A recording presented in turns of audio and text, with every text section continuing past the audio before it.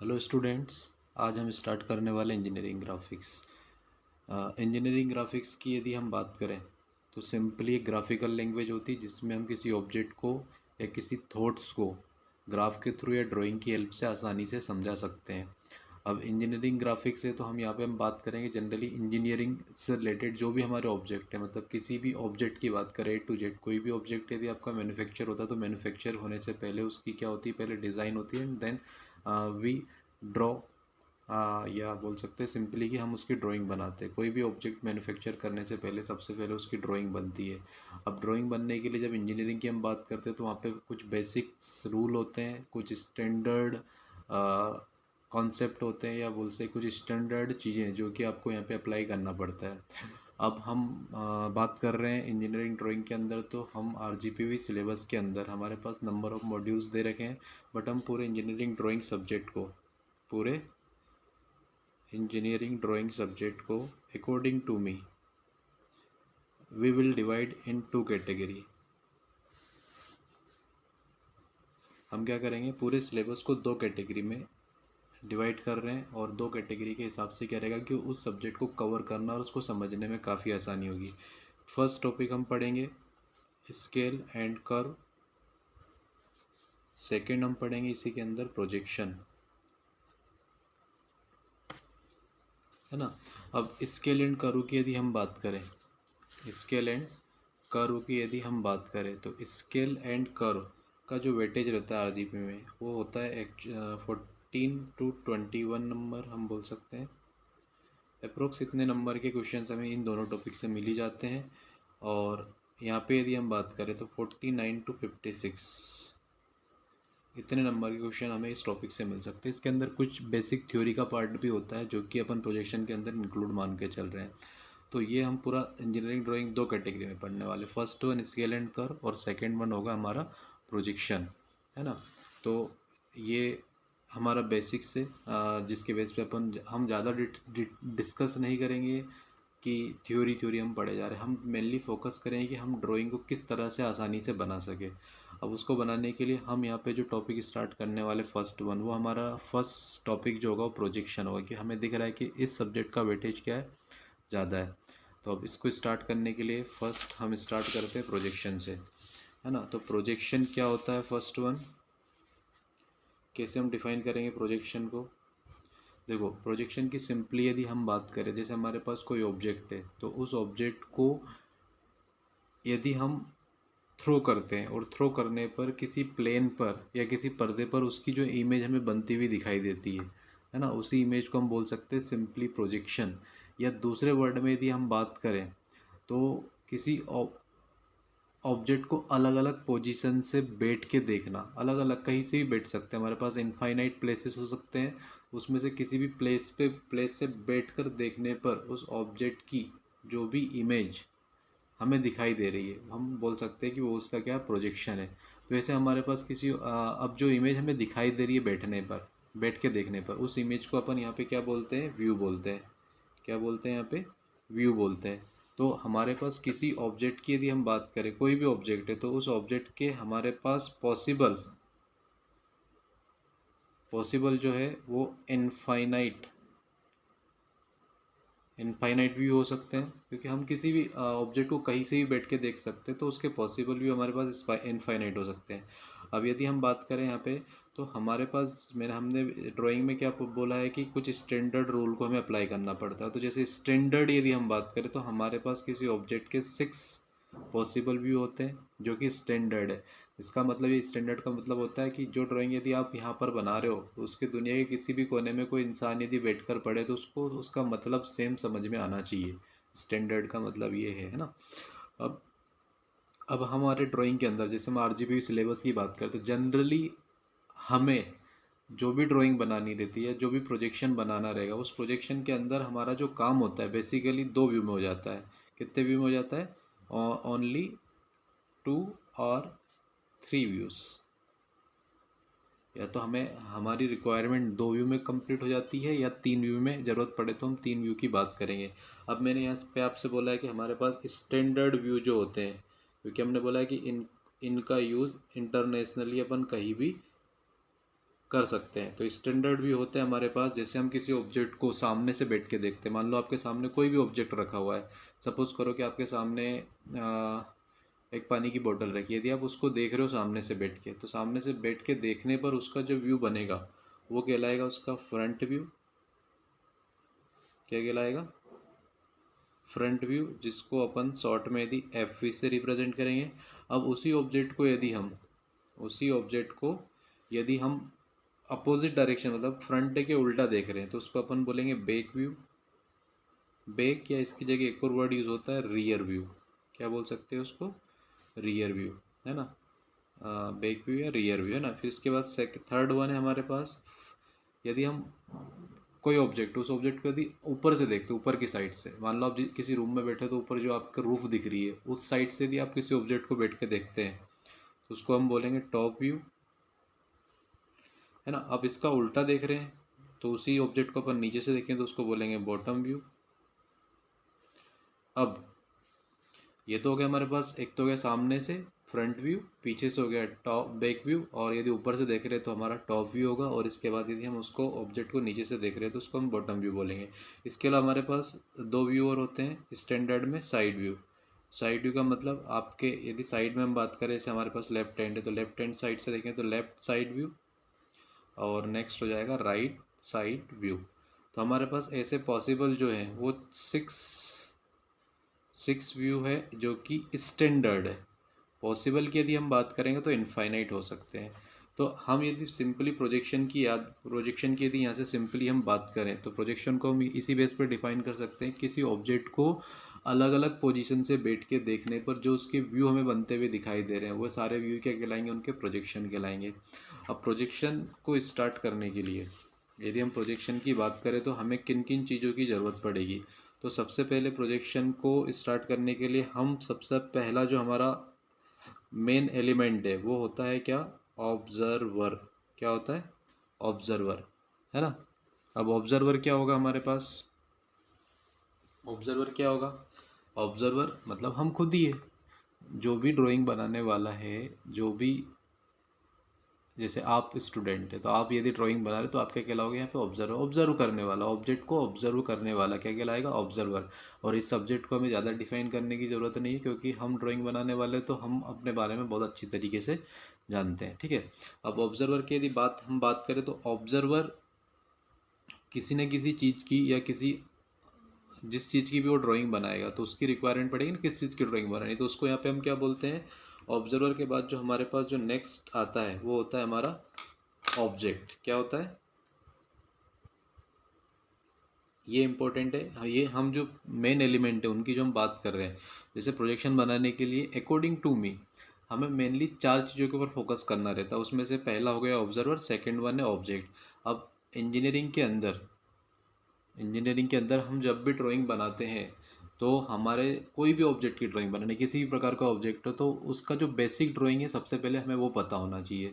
तो किसी भी ऑब्जेक्ट को बनाने से पहले यदि हम किसी पेन को यहाँ पे टिका रहे हैं तो टिकाने के बाद हमारे पास सबसे पहले क्या बनता हुआ दिख रहा है? हमें पॉइंट। पॉइंट के बाद हम आगे चलेंगे तो लाइन बनता हुआ दिखाई देगा, है ना। लाइन के हम या तो स्ट्रेट लाइन बनेगा या कर्व शेप में जाएंगे तो आर्क वगैरह। तो इसी तरह से हमारे पास ऑब्जेक्ट क्या रहता है? बनना स्टार्ट होता है और हम जितना भी बड़ा चाहे ऑब्जेक्ट बना सकते हैं। तो ऑब्जेक्ट को हम सबसे पहले यदि बात करें तो हमारा सबसे बेसिक ऑब्जेक्ट जो होता है वो क्या होता है? पॉइंट होता है। और पॉइंट को सभी लोग बहुत अच्छे से जानते हैं। पॉइंट में कोई भी डायमेंशन नहीं होती, अपन इसलिए इसको बोल सकते हैं zero dimension, zero D object बोल सकते हैं, है ना। पॉइंट को हम क्या बोल सकते हैं? जीरो डी, है ना। एक सिंपल ऑब्जेक्ट है जिसके अंदर कोई भी लेंथ नहीं होती। जैसे हम नाम लिखेंगे कि पॉइंट ए, तो अपन ये नहीं बोलेंगे कि पॉइंट ए 50 mm का, इसके अंदर कोई भी लेंथ या कोई भी डायमेंशंस नहीं होती है। सिंपली बोले तो यूनिट लेस है।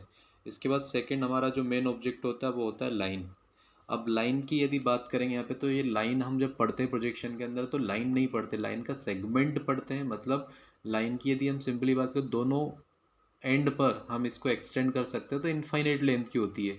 बट हम यहाँ पे इनफाइनाइट लेंथ की लाइन के प्रोजेक्शन की बात नहीं कर रहे हैं, सिंपल एक सेगमेंट की बात करें, एक छोटा सा पार्ट उस लाइन का जिसको हम लाइन सेगमेंट बोलते हैं, है ना। तो लाइन सेगमेंट, तो लाइन के अंदर क्या होता है? हमारे पास लेंथ होती है, तो इसलिए अपन बोल सकते हैं इसको 1D ऑब्जेक्ट। इसके अंदर केवल लेंथ होती है ना, तो इसलिए 1D ऑब्जेक्ट। इसके बाद आता है हमारे पास प्लेन। प्लेन क्या हो गया, सभी लोग जानते हैं 2D फिगर। अब इसको कैसे समझेंगे हम कि जितनी भी प्लेन होते हैं, जितने भी प्लेन सरफेसेस है ना, तो प्लेन सरफेस, जनरली सरफेस की बात कर रहे हैं तो हमारे पास यदि एक सिंपल पेपर है, जैसे ये पेपर है मेरे पास है ना, एक सिंगल एक पेपर है मेरे पास, सपोज करो कि ये हमारे पास एक पेपर है ना, एक पेपर है ना, ये पेपर है, इस पेपर को काट कर है ना, इस पेपर को एक सिंगल पेपर है, इसके अंदर क्या लंबाई चौड़ाई दिख रही है, इसके अंदर क्या है मोटाई जो है वो क्या नेग्लेजिबल है ना। तो इस पेपर को काट कर हम कुछ भी शेप बना लें, कोई सा भी शेप बना ली दुनिया का, वो सारे शेप क्या कहलाएंगे, आपके प्लेन ही कहलाएंगे, क्योंकि प्लेन फिगर के अंदर केवल सरफेस होती है और सरफेस होने के कारण इसमें केवल एरिया की बात होती है, इसलिए अपन इसको क्या बोलते हैं 2D ऑब्जेक्ट है। तो जब हम हमारे इंजीनियरिंग ड्राइंग के अंदर प्लेन फिगर की बात करें तो सबसे बेसिक जो हमारा प्लेन होता है वो होता है ट्रायंगल। सेकंड वन होता है हमारे पास, यदि हम दूसरे उसकी बात करें तो square, rectangle, pentagon, hexagon, circle, semi circle, rhombus. ये कुछ बेसिक प्लेन है जो कि हम आगे पूरा डिस्कस करने वाले हैं। तो प्लेन मतलब सीधा याद रखना 2D ऑब्जेक्ट होते हैं जिसके अंदर एरिया होता है ना।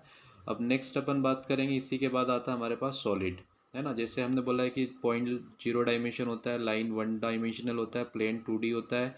अब सॉलिड क्या होगा 3D। 3D का मतलब होता है जैसे हमारे पास जो प्लेन था उस प्लेन के अंदर मोटाई नहीं थी, थिकनेस नहीं थी, लंबाई चौड़ाई थी, अब उसके अंदर एक थिकनेस आ जाए, उसके अंदर क्या आ जाए थिकनेस। जैसे आपका जो मोबाइल है उस मोबाइल के अंदर क्या दिख रहा है, लंबाई चौड़ाई भी दिख रही, साथ में उसकी थिकनेस भी दिख रही, तो वो क्या कहलाएगा आपका सॉलिड कहलाएगा।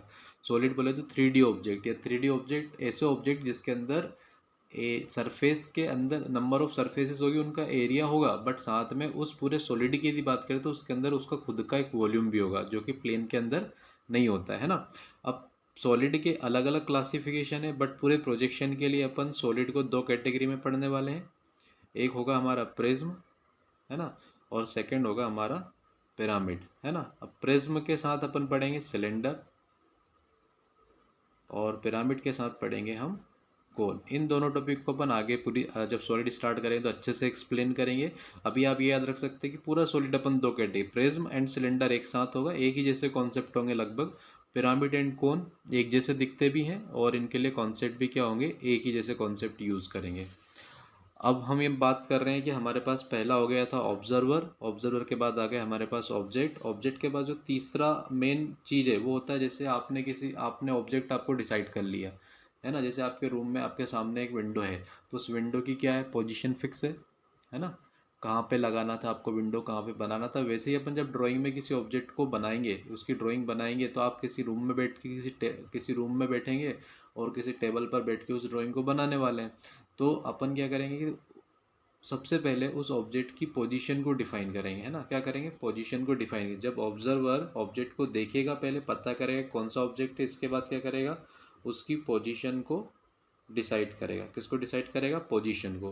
अब ड्राइंग के अंदर पोजीशन बताने के लिए जैसे हम बोलते हैं कि भोपाल से इंदौर कितने किलोमीटर है, तो कितने किलोमीटर है 300 किलोमीटर मान लो है ना। तो कहाँ से, भोपाल से, तो उसके लिए रेफरेंस क्या हो गया भोपाल। वैसे ही ड्राइंग के अंदर पोजीशन बताने के लिए हम रेफरेंस के लिए दो प्लेन का यूज़ करते हैं। एक होता है हमारे पास हॉरिजेंटल प्लेन जिसके ऊपर हम बैठे हुए हैं, हॉरिजेंटल प्लेन, और दूसरा होगा हमारे पास वर्टिकल प्लेन। आपके आंखों के सामने जो एक वर्टिकल वॉल दिख रही है आपको है ना, हॉरिजेंटल जिस पे आप बैठे हो, सामने आपको जो दीवार दिख रही है, जो वॉल दिख रही है, वो कहलाएगा आपका वर्टिकल प्लेन। अब यदि आपका जो प्लेन हॉरिजेंटल है तो हॉरिजेंटल प्लेन के रिस्पेक्ट में ऑब्जेक्ट कहाँ है, ऑब्जेक्ट कहाँ है, तो उसके लिए यदि हम बात करें कोई भी ऑब्जेक्ट हॉरिजेंटल है, मान लो आपको जो एक छत दिख रही है आपके ऊपर है ना, वो भी एक हॉरिजेंटल प्लेन है, या जिसके ऊपर आप बैठे हैं वो भी एक हॉरिजेंटल प्लेन है। तो हम समझने के लिए बोल सकते हैं कि जैसे हॉरिजेंटल प्लेन है, अभी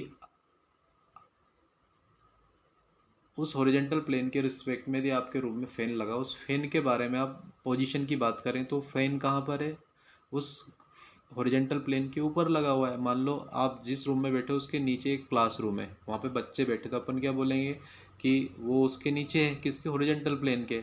अब मान लो कि आपका जो हॉरिजॉन्टल प्लेन है इसके ऊपर कोई भी सामान पड़ा हुआ है ना, आपके शूज़ जो है उस पर रखे हुए हैं, तो आप क्या बोलेगा, उसी पर है। तो हम ये हॉरिजॉन्टल प्लेन के रिस्पेक्ट में पोजीशन की बात करें तो हमारे पास 3 टाइप की पोजीशन हो सकती है हॉरिजॉन्टल के रिस्पेक्ट में ना, क्योंकि हॉरिजॉन्टल एक प्लेन है, सरफेस है।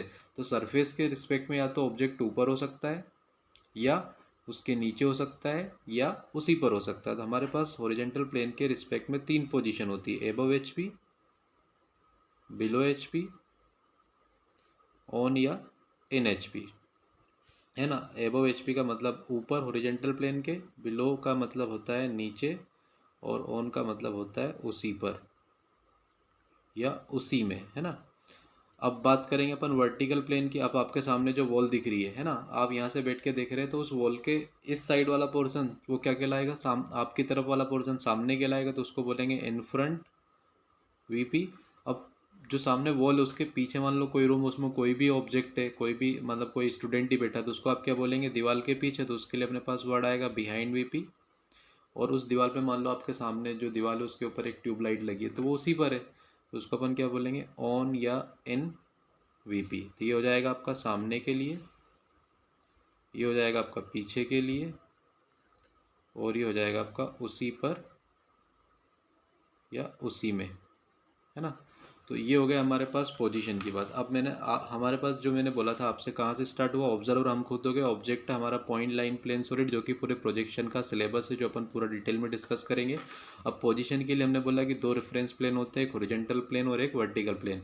हॉरिजॉन्टल प्लेन को शॉर्ट में HP से रिप्रेजेंट करेंगे, और वर्टिकल प्लेन को किससे रिप्रेजेंट करेंगे, VP से रिप्रेजेंट करेंगे। अब हॉरिजॉन्टल प्लेन के रिस्पेक्ट में हमारा ऑब्जेक्ट 3 पोजीशन में हो सकता है, एबव, बिलो और ऑन, है ना। वैसे ही वर्टिकल प्लेन के रिस्पेक्ट में ऑब्जेक्ट हमारा 3 पोजीशन पर हो सकता है, इन फ्रंट, बिहाइंड और ऑन। वैसे अब जब हम पोजीशन को डिफाइन करेंगे, तो उसको डिफाइन करने के लिए दोनों के रिस्पेक्ट में पोजीशन का होना कंपलसरी है।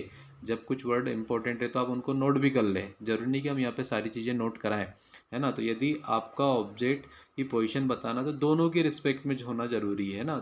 तो हम यदि दोनों के रिस्पेक्ट की यदि बात करेंगे, जैसे एबव HP है तो इधर तीनों में से कोई भी हो सकता है, जैसे इन फ्रंट VP हो सकता है, एबव HP के साथ बिहाइंड VP हो सकता है, एबव HP के साथ ऑन VP हो सकता है, वैसे बिलो HP के साथ in front VP, behind VP, on VP हो सकता है। तो ऐसे हम दोनों के प्रॉपर मिला के यदि बात करें, तो हमारे पास टोटल किसी ऑब्जेक्ट की 9 पोजीशन हो सकती है। कितनी पोजीशन हो सकती है, 9 पोजीशन हो सकती है। वो पोजीशन अपन अभी आगे डिस्कस करेंगे ना। अब यहाँ पे यदि बात करें कि हमारी पोजीशन हमारी डिफाइन हो चुकी, पता चल गई, तो इसके बाद हम फाइनली क्या करेंगे, उस ऑब्जेक्ट का प्रोजेक्शन बनाएंगे। क्या बनाएंगे, प्रोजेक्शन।